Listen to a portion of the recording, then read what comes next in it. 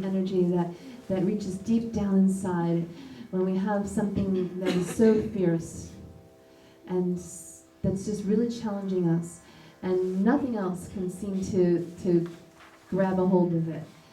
We reach down and we grab that Durga energy.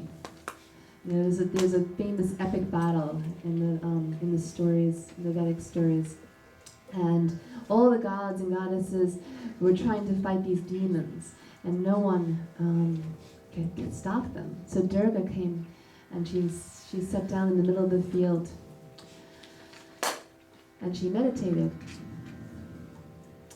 And she's like, how am I going to get rid of these demons? Because every single time they cut off the head of a demon, every single drop of blood that hit the ground, another demon would pop up.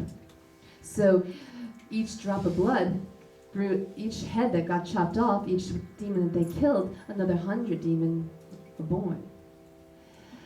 So she sat down in the middle of the field, in the middle of the chaos, in the middle of the craziness, she meditated. That makes me want to cry. Anyway, so how many times have we been in the middle of chaos, right? And there's so much craziness going on in our lives, and there's a million thoughts going on in our mind. And if we just take that moment, like Durga, to sit down in the middle of the battlefield and allow our thoughts to quiet and to meditate, and we find the answer. Because once she sat down and meditated, she felt this stirring within her third eye. And the stirring became more and more intense, until finally something popped out of her third eye. And at first it was a hand, and then it was a foot, and then it was a head. And then the whole body popped out, and Kali was born. Kali Ma!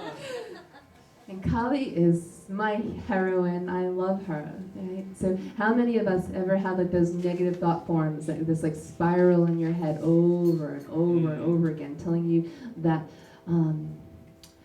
that you're not good enough, or that you can't do it, or that this is going to happen if you try, or that's going to happen if you try. So why even bother doing it? And they keep going round and round and round. They become escalated. They grow into another one, and they grow into another one, and they keep giving birth to the next negative thought form, until finally your head's spinning and you just want to give up.